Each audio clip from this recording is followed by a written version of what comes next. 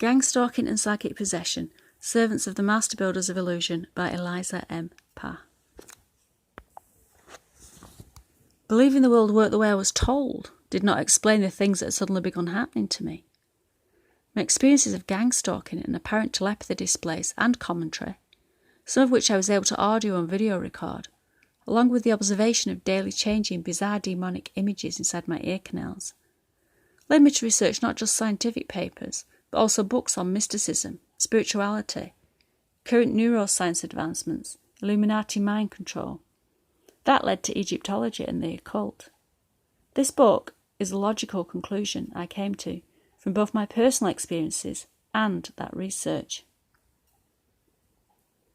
The gangstalking agenda is about preventing man reaching his potential and keeping him spiritually down and as a slave to these entities and ensconced within the illusion.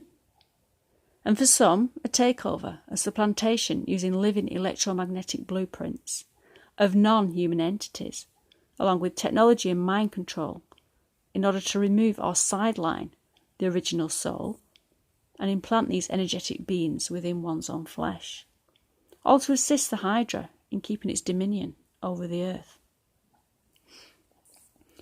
These blueprints are servitors of the Serpent. They do not come from the universal oneness, as you and I do, and as such they do not have the spark of divine energy or soul. They are not intrinsic to humanity, nor the earth.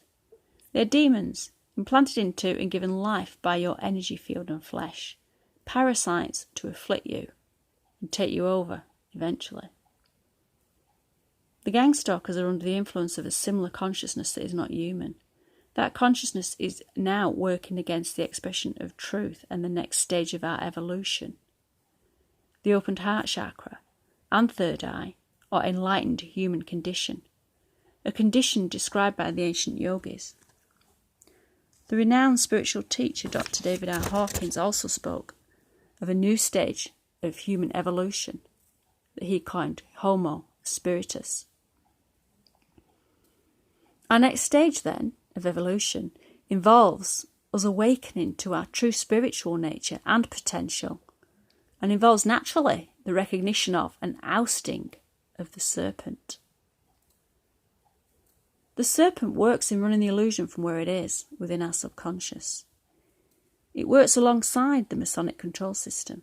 Both get us to energise and participate in illusion. The structures of towns and cities are upheld by Masonic municipals and at higher levels corporate Illuminati. This fraternity serves the original deities, or deities, that captured and entrained our subconscious in the first place.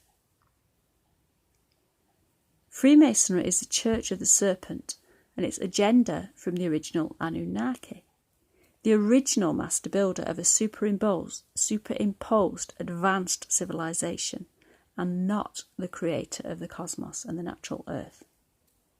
They are two different beings, two different energies. The Anunnaki and its serpent originally captured our innocent consciousness and entrained us onto illusion long ago. This is typified in the original story of the temptation of Eve. Eden representing the experience of their primordial state before the serpent came, when of course they had to leave the garden. The Anunnaki and its serpent permeate the superimposition, the illusion here on earth, and prepossess us through our subconscious. Various entities guard this illusion and their place in our subconscious by psychic and other attacks, because they rely upon keeping man within the boundaries of this illusion or superimposition, hypnotised and prepossessed, in order for their control over mankind within the multifaceted illusion to continue.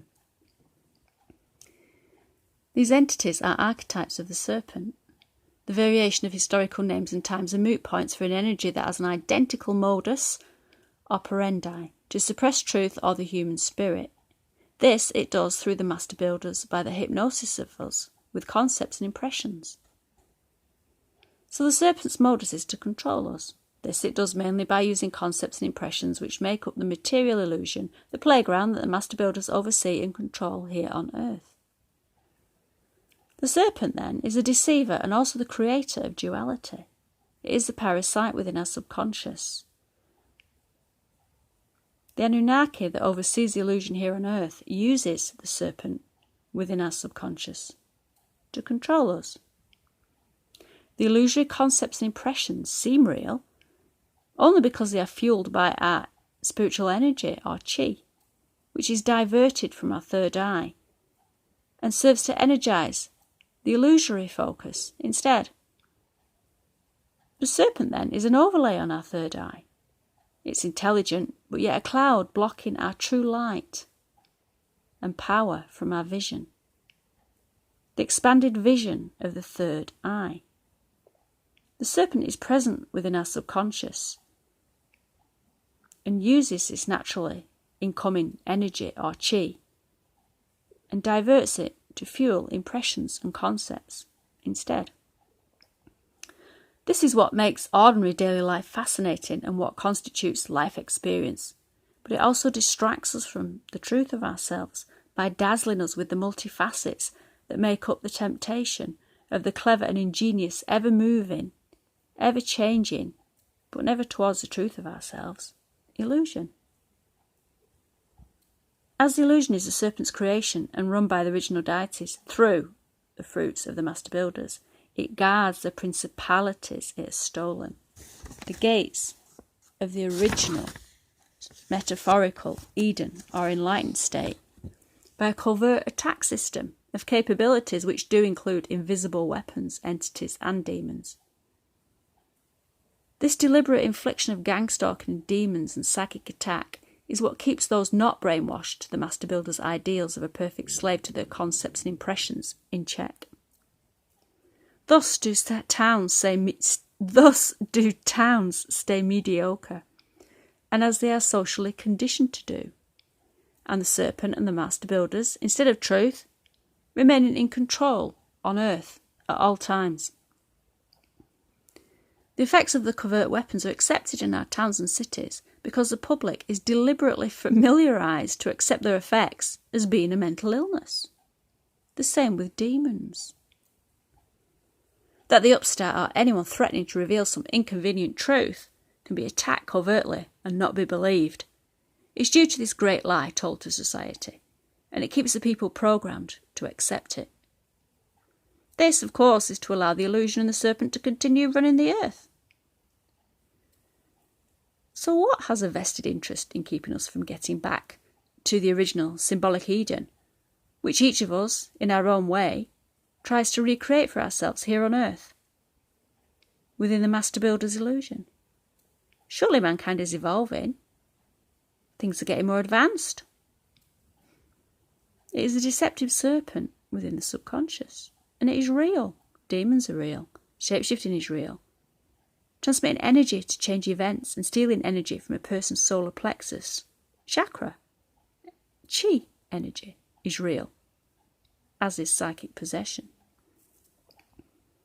The serpent and its shape-shifting entities are generally unseen because they exist between the frames of the speed of the senses of what is termed normal human consciousness.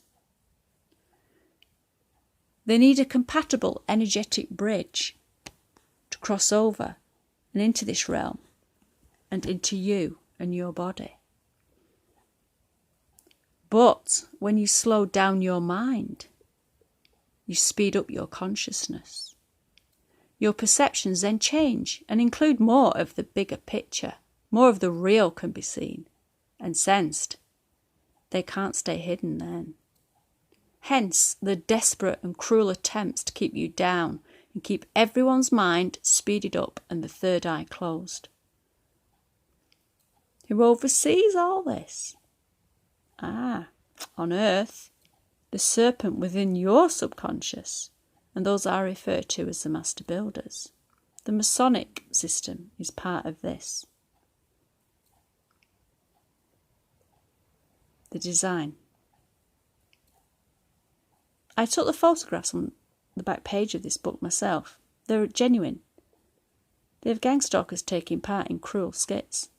Only the video stills revealed the split-second shape-shifting that normal human consciousness cannot see. I was shocked to see these images, as the participants looked human to my physical sight, only the behaviour was extremely bizarre. If you're a long-term victim of gangstalking, you will know the perpetrators to be hollow, soulless, extraordinarily cruel, and that they operate like a one-dimensional group mind with no individuality. To substantiate themselves, they steal and wear stolen energy, parading it like new clothes, like a brand new body in fact, where you recoil in shock, feeling devitalised and dissociated and confused. They attack in the heart and our humanness, which they do not have. It feels like they're stealing your energy, your soul, your privacy, your personality, your life. They're trying to knock you out of your body, stealing your energy, your chi, bit by bit, so they can supplant you, so they can supplant human beings and gain dominance over the earth. I explain how in a later chapter. After several years of being put through this gangstalking hell, I wrote this book to pass on my understanding of what it is that is running these people, what it seeks, and why. If you believe the world works the way that you're always told it does, then you will be in for a big shock. And if your need for psychological safety is greater than knowing the truth, then you will never find the answers to this riddle, as denial will be your natural self-protection. You'll still need to believe things are the same, the way that you were told they were, in order for your fake self to remain intact. I discovered most groups that uphold the structure of society, such as the emergency services, councils, corporations, have employees within them that participate in gangstalking. By suppressing a very particular sort of energy, free spirit energy, they make sure everyone remains tied to their illusion, that the master builders oversee, maintain and control. It is their illusion. Humanity has always been spiritually held back and lied to. Those who have superseded or transcended the illusion and seen reality for what it is, a rare thing, invariably describe the enormous resistance and effort required to free themselves of control and the illusion. The resistance to the truth coming through a person on earth stems from these energies, the same energies that are suppressing and controlling you through the gangstalking. And this does include otherworldly entities, as well as the master builders and their municipals. Those behind the gangstalking don't want you to know the truth because it weakens the illusion in your subconscious with which these entities control you and depend. They rely on you not knowing your full glory and power.